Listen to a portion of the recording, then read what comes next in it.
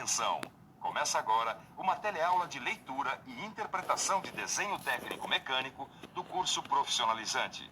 Você vai assistir a teleaula de número 30. Bons estudos!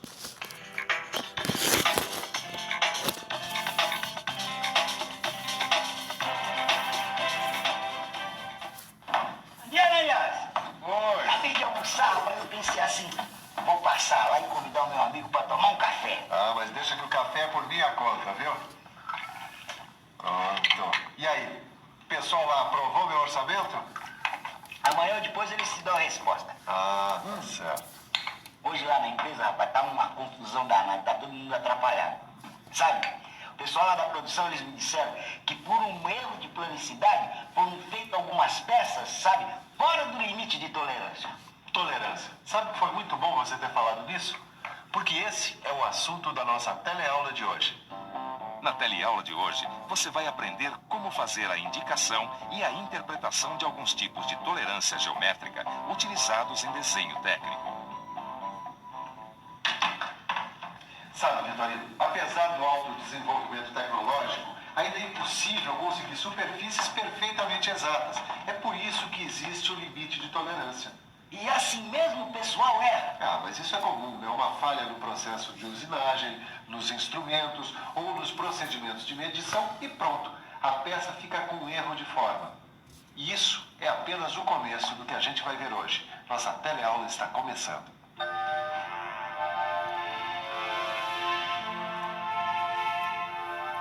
Agora, Vitorino, a gente vai ver uma coisa fundamental quando o assunto é tolerância: notações e simbologia. Dá uma olhada nessa tabela que vai ser muito útil pra gente. Esta tabela apresenta o conjunto de tolerâncias geométricas e seus respectivos símbolos. Nós vamos ver agora o conceito, a descrição e a representação gráfica de cada tipo de tolerância, mostrando exemplos de aplicação em desenhos técnicos.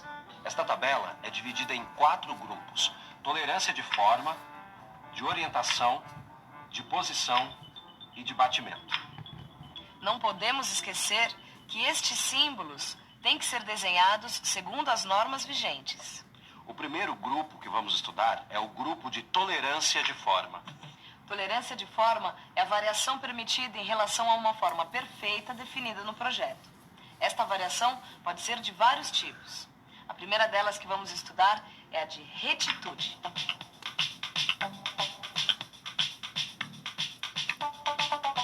Retitude é a condição onde cada linha deve estar limitada dentro do valor da tolerância especificada. A retitude é representada por aquele símbolo. Se antes do valor da tolerância aparecer o símbolo do diâmetro, o campo de tolerância será limitado por um cilindro T. Aqui fica fácil ler e interpretar o desenho. O eixo de 20 milímetros de diâmetro deverá estar numa zona cilíndrica de 0,3 de milímetro de diâmetro. Agora vamos ver um outro tipo de tolerância de forma, a circularidade.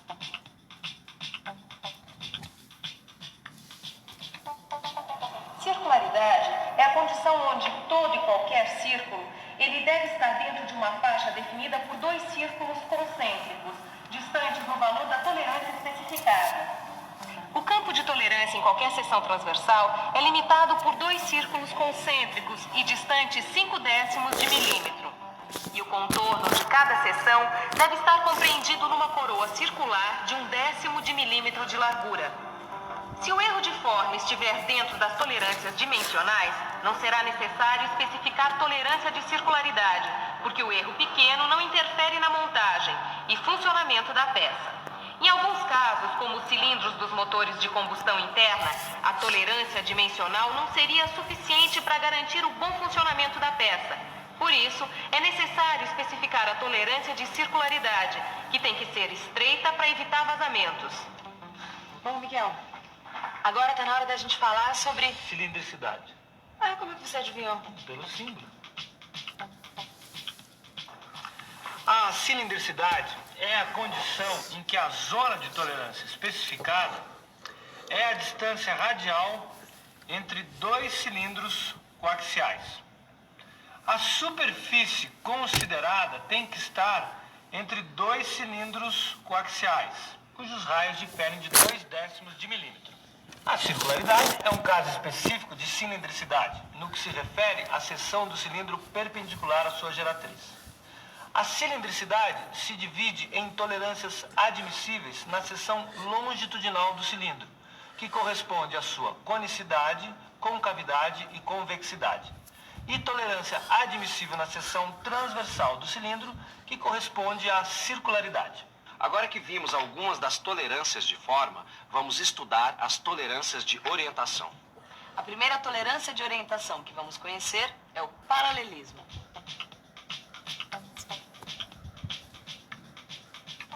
Paralelismo é a condição de uma linha ou superfície ser equidistante em todos os seus pontos a um eixo ou a um plano de referência. Para você entender direitinho o que é paralelismo, dá uma olhada aqui. Este aquário contém água e óleo. Veja como a superfície da água é paralela à superfície do óleo. Neste outro exemplo aqui, a gente percebe que para executar essa peça, o furo superior deve estar compreendido em uma zona cilíndrica de 0,03 de milímetro de diâmetro, paralelo ao eixo inferior A, se antes do valor vier o símbolo do diâmetro. Vamos ver agora a próxima tolerância de orientação, chamada de perpendicularidade. Tolerância de perpendicularidade é aquela que se refere ao desvio máximo aceitável de inclinação entre o elemento tolerado e o elemento de referência. Mas Silva, me diz uma coisa, para que serve isso aqui, ó? Isso aqui, Tito, é para você entender a tolerância de perpendicularidade entre um plano e uma reta. Veja. Aqui em cima a gente tem 2 planos de medida. E aqui a reta básica. O campo de tolerância é limitado por 2 planos paralelos, distantes num valor especificado em T e perpendiculares à reta de referência. Poxa, Silvio, eu adoro interpretação de desenhos técnicos. Então você vai curtir, porque agora nós vamos ver como interpretar desenho com tolerância de perpendicularidade. Aqui a face direita da peça tem que estar entre 2 planos paralelos, distantes 0,08 de milímetro e perpendicular ao eixo D. Agora que já vimos as tolerâncias de paralelismo e de perpendicularidade, vamos conhecer a tolerância de inclinação.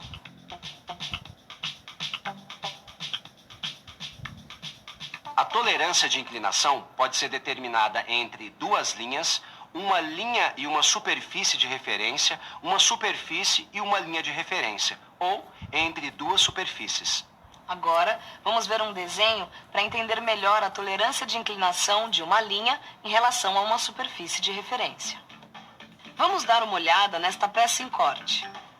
O furo da peça deve ficar inclinado em relação à base. Para que o furo apresente a inclinação correta, é necessário determinar a tolerância de inclinação do eixo do furo. O elemento de referência para a determinação da tolerância, nesse caso, é o plano da base da peça. O campo de tolerância é limitado por 2 retas paralelas, distantes entre si por uma distância t, que formam com a base o ângulo de inclinação especificado alfa. Em vez de uma linha, o elemento tolerado pode ser uma superfície. Nós já vimos as tolerâncias de forma e de orientação. Agora, vamos conhecer as tolerâncias de posição, começando pela posição propriamente dita.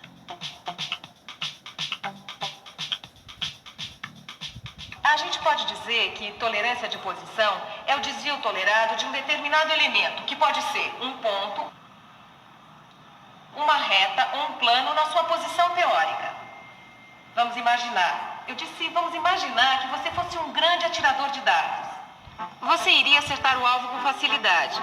Veja que mesmo acertando bem no centro do alvo, você não acertou exatamente no centro. O centro do alvo, ele admite uma tolerância de posição. A tolerância de posição do ponto é determinada pelo diâmetro de um círculo, sendo que o centro do círculo tem que coincidir com a posição teórica do ponto considerado. O ponto de intersecção tem que estar contido num círculo de 0,03 de milímetro de diâmetro, cujo centro coincide com a posição teórica do ponto considerado. As tolerâncias de posição, consideradas isoladamente como os desvios de posições puras, eles não podem ser adotados na grande maioria dos casos, porque não dá para separá-lo dos desvios de forma dos respectivos elementos. Quer dizer, praticamente consideramos a variação de posição associada à da forma. Isso mesmo. E agora você vai conhecer concentricidade. Concentricidade é a condição em que os eixos de duas ou mais figuras geométricas são coincidentes. E essa figura pode ser, por exemplo, um cilindro ou um cone. Isso mesmo. Para entender melhor, você tem que saber que a referência é o diâmetro interno A e a sua concentricidade não deve ser superior a 1/10 de milímetro. Agora chegou a hora da gente ver mais uma tolerância de posição, a simetria.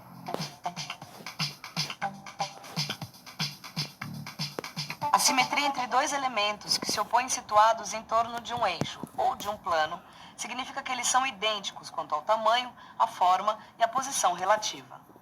Na simetria, o campo de tolerância é limitado por duas retas paralelas ou dois planos paralelos, distantes no valor da tolerância especificada e dispostos simetricamente em relação ao eixo de referência.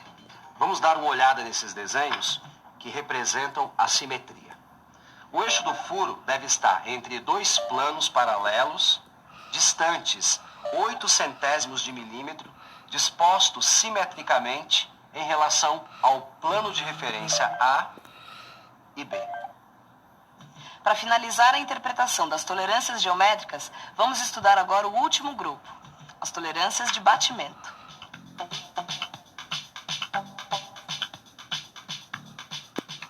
A tolerância de batimento refere-se a desvios compostos de forma e posição em relação ao eixo de simetria da peça quando esta é submetida à rotação, que pode ser circular e total. Vamos analisar a interpretação da tolerância geométrica de batimento no desenho técnico. Neste desenho, o batimento circular radial não deve ultrapassar de 1/10 de milímetro em cada ponto de medida da seção circular durante uma rotação completa em torno do eixo de referência AB. Neste desenho, a tolerância de batimento circular axial, a superfície tolerada é a face direita da peça. Na verificação, esta superfície não pode apresentar deslocamento axial maior que 1/10 de milímetro em relação ao eixo de referência D.